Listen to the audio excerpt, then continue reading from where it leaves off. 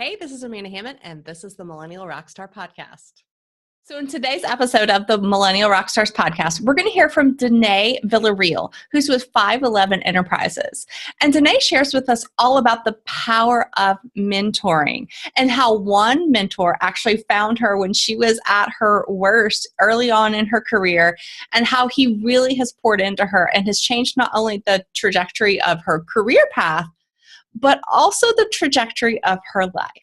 So listen in and see what Denae has to share. Hey, this is Hammett, and this is the Millennial Rockstars Podcast. Welcome to the show today. I have a really fascinating rock star with me today. Today's rock star is Denae Villarreal. Denae, welcome to the show. Thank you. Thank you so much for having me. It's a pleasure. I am super excited to talk to you. So, Denae, tell us a little bit about you.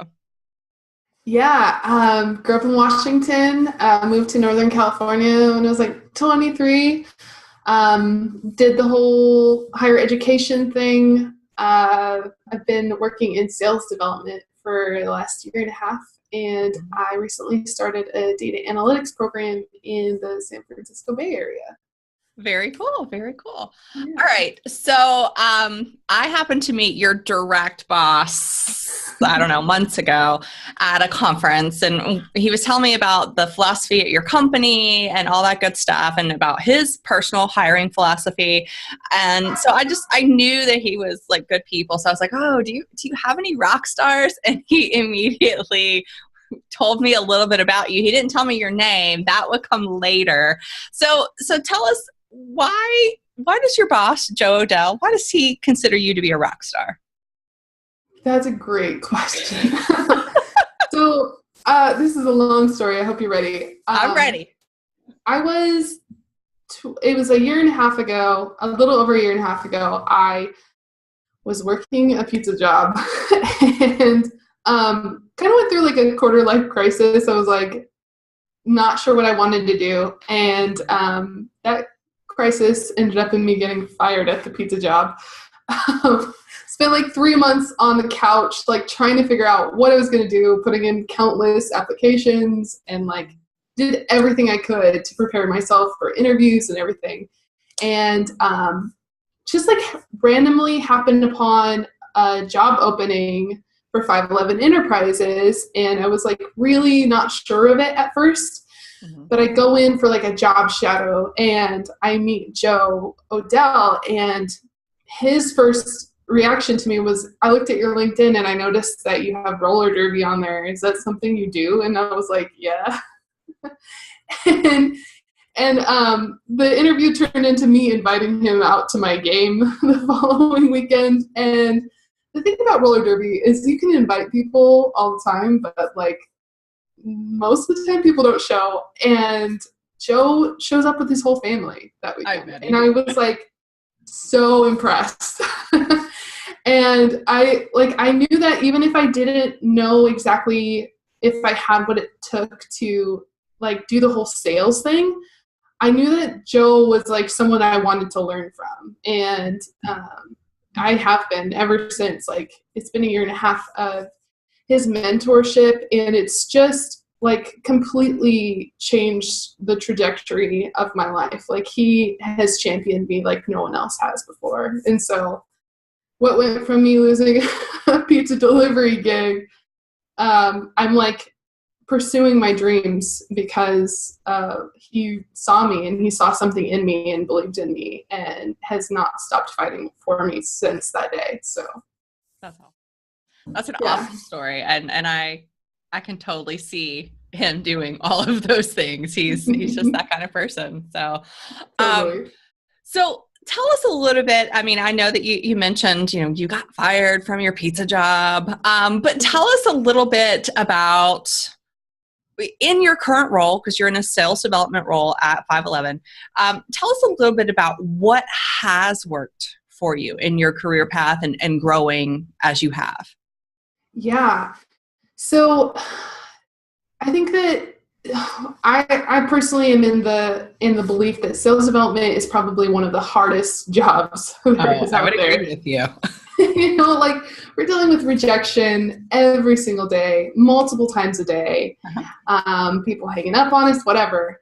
And I think that for me, like the biggest part of my success in the last year and a half has been intentionally pursuing emotional health, choosing to not place my identity completely in the role, like whether or not someone says no to me, and just like brushing it off and moving on to the next person, and consistently like practicing resilience, because it's such a practice. Like it's not something that we just have like innately within us, like maybe a little bit, but like in sales, like you gotta be in that mindset. And so I think that for me has been like the biggest thing, like making sure that I'm taking care of myself, and just like my mental attitude, and keeping that on board, Absolutely. I mean, well, with that resilience, there's also a certain level of mental toughness that you've had to develop.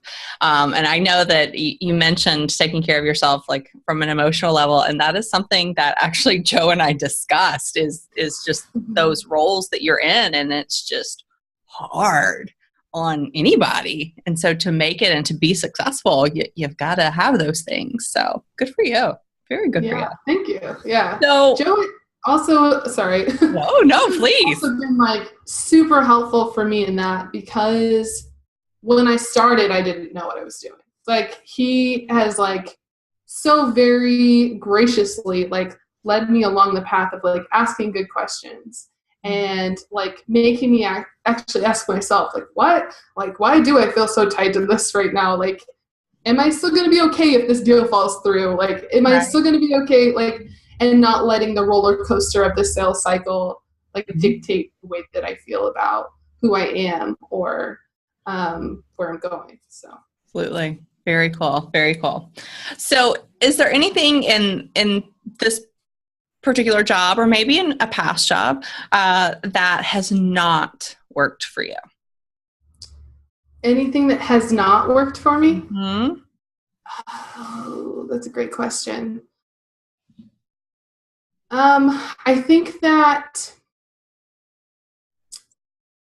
like no matter the product or whatever, I've had like the nature of my business is I've had multiple clients over the last year and a half, and like so it's rapidly changing and stuff. Yeah.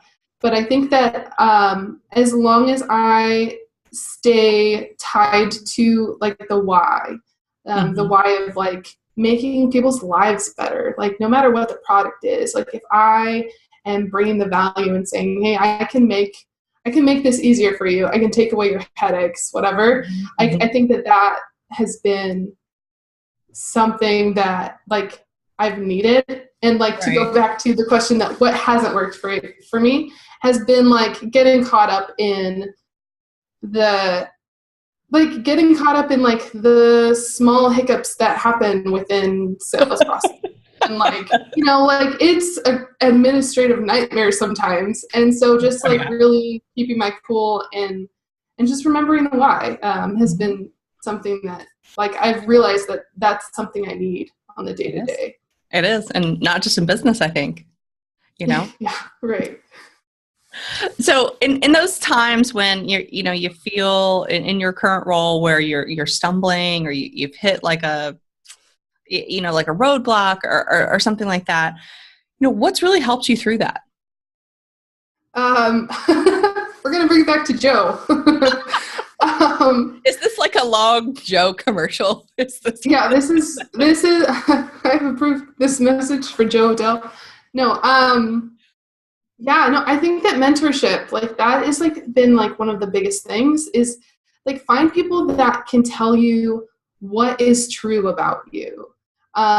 Like no matter where you're at in life, like we're all going to hit those hard times or whatever, like stress, whatever. And like, it's so easy to get caught up in life. But having people around you that can remind you of who you are and like why you're doing what you're doing, and to just like kind of reset your baselines, like that for me has been like one of the biggest things. It was even yesterday. I was like, I had like 1,000 things on my plate, and I was like having a moment where I'm like, I feel like I can't get anything done to like the level of excellence I want or whatever. And so I called Joe and I was like, hey, these are the 1,000 things that are happening right now. Like, help. Like, and he kind of just like, he didn't give me the answers, like I kind of wanted him to, but he was like, he just did that thing where he's like asking good questions and like, what are your priorities right now? Like, remember who you are, and just like gave me that thing where I could be like, okay, reset, breathe, start over again.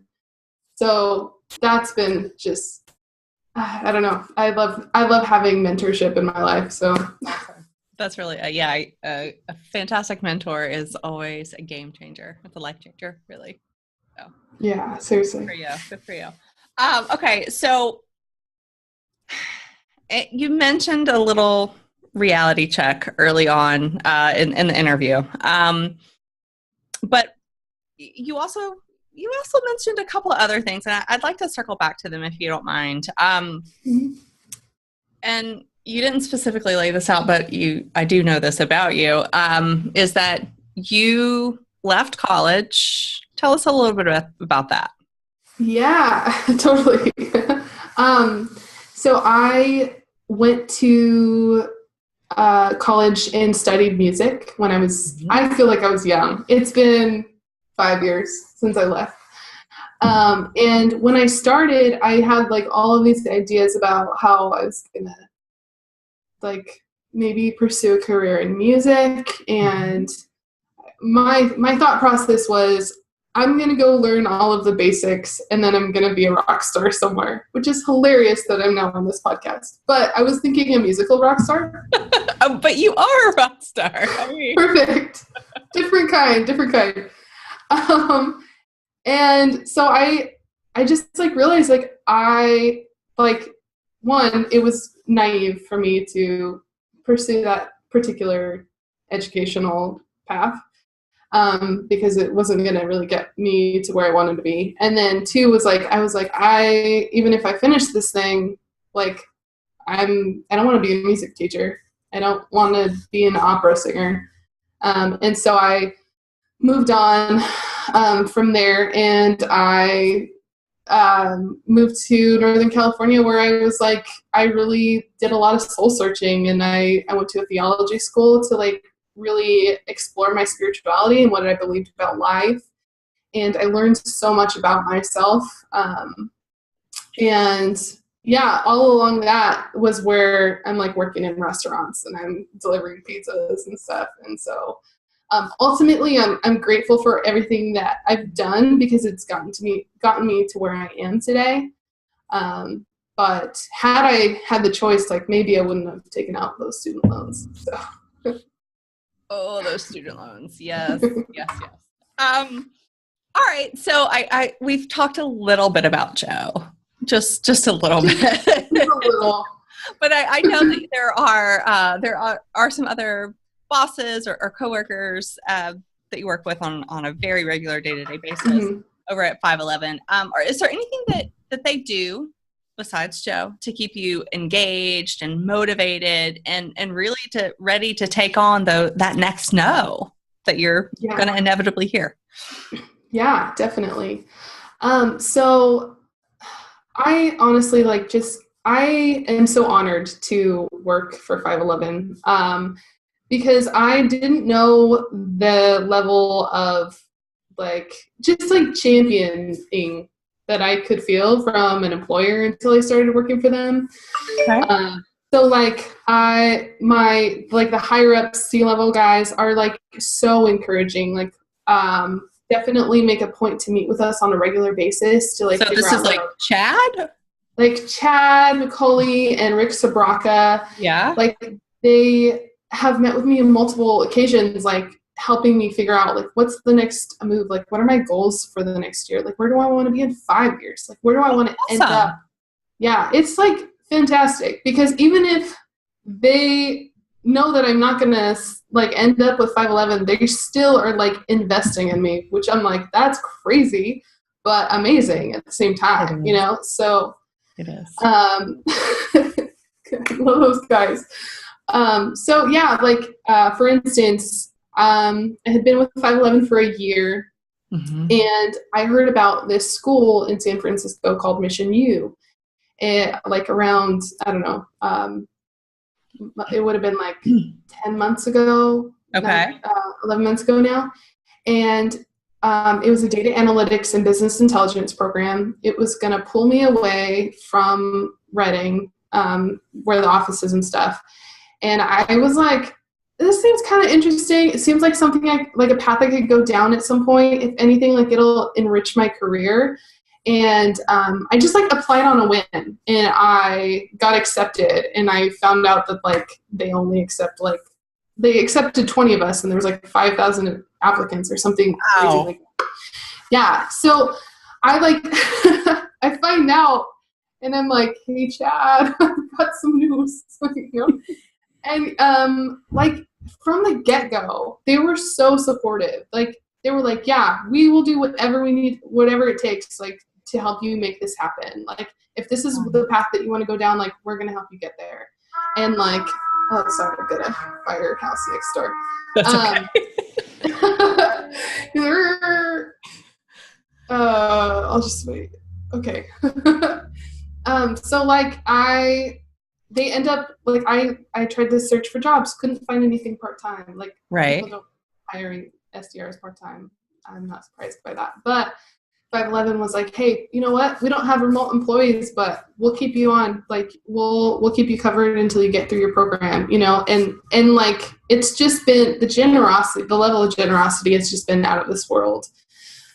So yeah, I'm so grateful to That's amazing. Like all of them. And like even like the other management there have been like super great about connecting with me, like whether it's through Slack or on phone calls and just like, you know, staying in touch and like keeping me, like leaving me feeling like I'm still part of the team, even though I'm not in the office all the time, which is, it's just really valuable. So that's really, really amazing. I didn't know that about you starting that program and kind of how that all went down. That's really, that's really cool that they're supporting you in that way. I mean,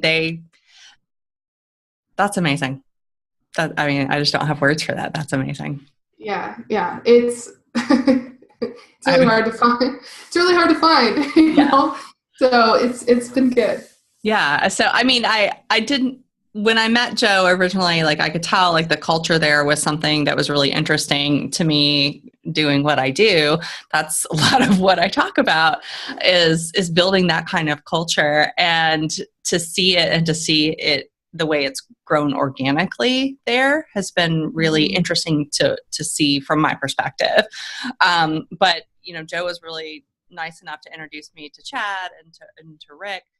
And just to hear them talk about it from their perspective, it's, you're in a good place, you know? You're in a very good place. I really am. I like, and it's like not even just that, like the management is awesome and everything too, but like when I started at 511, like I really found like they're just good at hiring good people, you know, they are. We have like such great culture across the board on all of the individual projects and teams. It's just like the best, the cream of the crop. So anyway. Well, I mean, and I think that their philosophy is it's culture over skill. And I think that a lot of other companies should adopt, you know, a similar attitude. And that's what it is. I mean, Joe told me that first night that I met him, he was just like, absolutely. I look at culture. Are you going to fit within our culture? Are you like that kind of personality that we're looking for that will do well and succeed? And he said, you had it. And that's why he brought you, though you were like, I don't know how I feel about this sales thing and everything, because he knew he could teach you. And I would imagine, is a wonderful teacher. Yeah, definitely. Awesome. That's really cool. Good for you. Okay. So I'm very curious how you found this semi-interesting job posting from 511, for a sales role, which you'd never really done before. What is it that made you stand out to Joe? Like, how did they pick you for this job shadowing day? How did that happen? I think it was the roller derby, to be honest. No, it was actually a combination of things. So it actually wasn't a job posting. Okay. It was a Facebook post that someone, like friend of a friend, had posted that, like, I know. And I was like, they said that they were looking for salespeople on, and I was like, does selling pizzas count? Because I was at that point in my job search. And then, like Joe had just said, like, he thought he was just super impressed that I was like actively involved in the roller derby league, and he thought it showed a lot of grit. And I was like, oh, I've never thought of it like that before. That's cool. I'm so sorry. That's okay. Anyway, and then also, so when I initially had kind of shown a little bit of a hesitation, like, hey, I need to think about this a little bit, he was like, okay. And so I ended up doing a mock call anyway, and it was terrible, just like awful. I was so nervous, and like, it was not good. And he didn't tell me that, but it was bad. And I actually, like, I just thought about it for like a couple days, and finally I was like, I'm just going to call him and tell him, like, I want this job, because I just felt it. I was like, there's something about this. Like, there's something about this that I need, like, just for my life, I guess. And really? So I just like, I could tell, like, you could, like, Joe's good people. And I was like, I think I need that. Like, I need that, more of that right now. And, so I like called him, like left him a voicemail.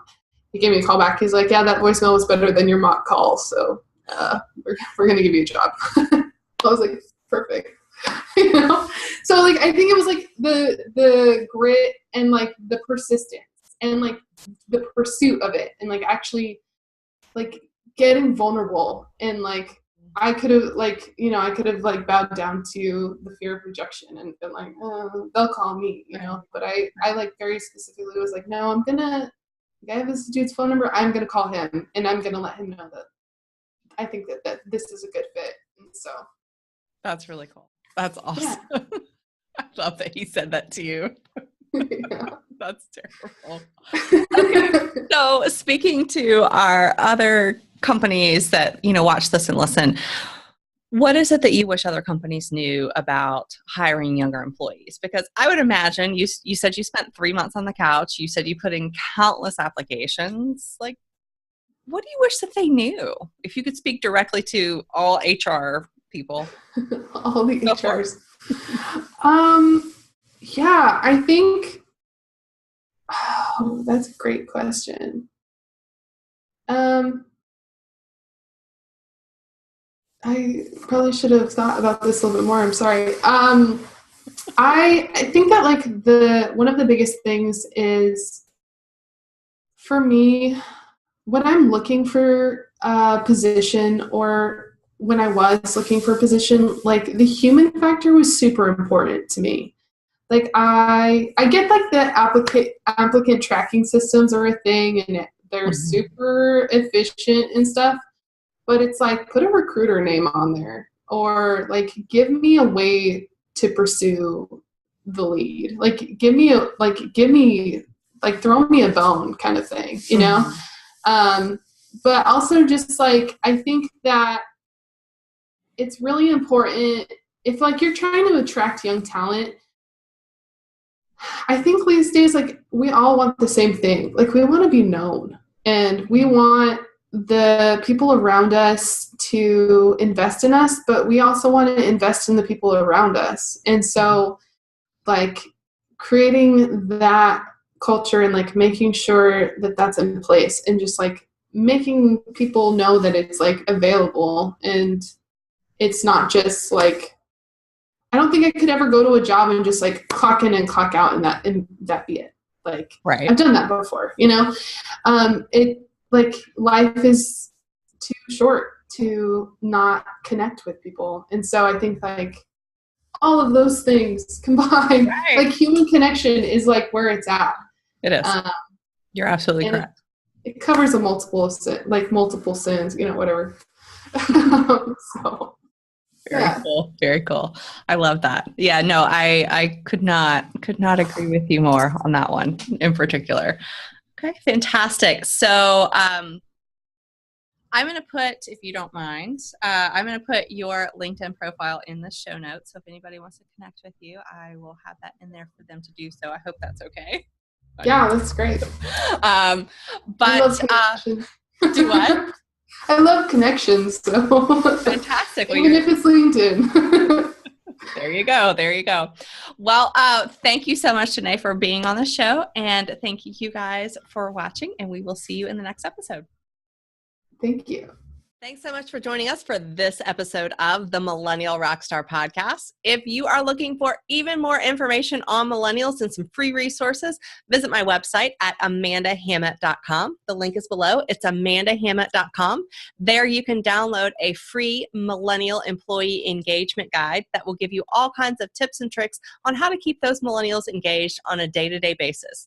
Because we all know that millennials who are happy at work are more productive at work.